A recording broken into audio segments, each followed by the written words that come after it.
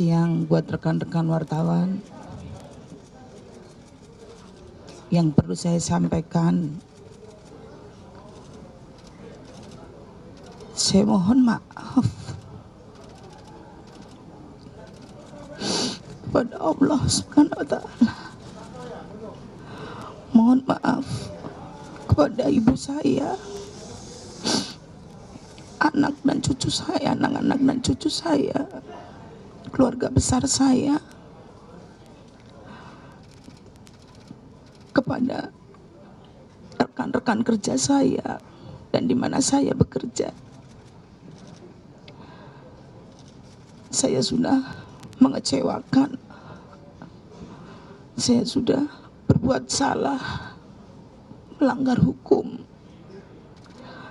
dan kepada Bapak polisi yang sudah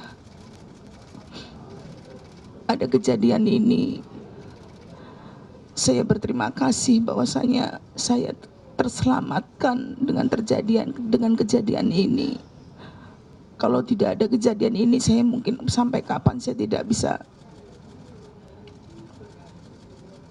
saya nggak ngerti. Dan sekali lagi saya mohon maaf kepada semua wartawan, mas-mas semua, juga kepada semua fans saya, netizen, dan dengan kejadian ini sekali lagi saya mohon maaf yang sebesar-besarnya. Saya berjanji saya tidak akan mengulangi lagi. Sekali lagi mohon maaf.